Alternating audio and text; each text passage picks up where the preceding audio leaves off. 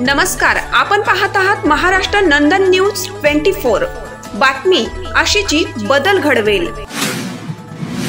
मुख्य जीवांसाठी मौलाना अबुल कलाम आझाद उर्दू विद्यालयाचा उपक्रम। उन्हाळ्यात वाढत्या तापमानाच्या पार्श्वभूमीवर हिवरखेड येथील मौलाना अबुल कलाम आझाद उर्दू विद्यालयाचे शिक्षक व विद्यार्थ्यांनी एक प्रेरणादायक पाऊल उचलले आहे। विद्यालयाच्या परिसरात मुक्या प्राण्यांसाठी व पक्ष्यांसाठी पाण्याची सोय करण्यात आली आहे। सध्या परिसरातील तापमान 45 अंश सेल्सिअसच्या पुढे गेले असून पुढील काळात उष्णता आणखी वाढण्याची शक्यता आहे।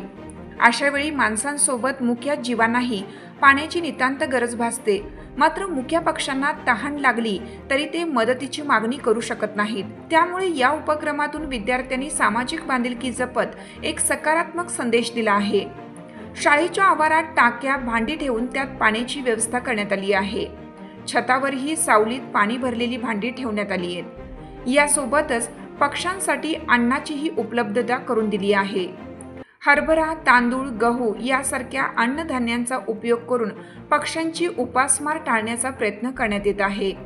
सध्या चिमण्या, बुलबुल, कोकिळ, पारवे, कावळे यासारखे पक्षी उष्माघाताचे बळी पडत असल्याचे बहुतेक ठिकाणी आढळून येतात।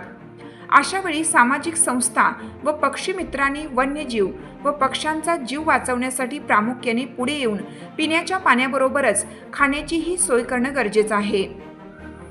जिथे घर तिथे पक्षी पाणवटा ही संकल्पना राबवणं गरजेचं आहे।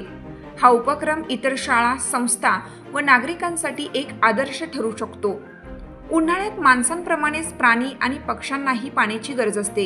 हे लक्षात घेऊन प्रत्येकाने आपल्या घराजवळ छोट्या उपाययोजना करून जलसंधारण व जीवनदया यांचा आदर्श घालून द्यावा, असे आवाहन कामिल अली मीर साहेब, मीर ख्वाजा उर्दू वेलफेअर शिक्षण संस्था सचिव यांनी माध्यमांशी बोलताना केलं। महाराष्ट्र नंदन न्यूज 24 चॅनल करिता हिवरखेड प्रतिनिधी कामिल अली मीर साहेब।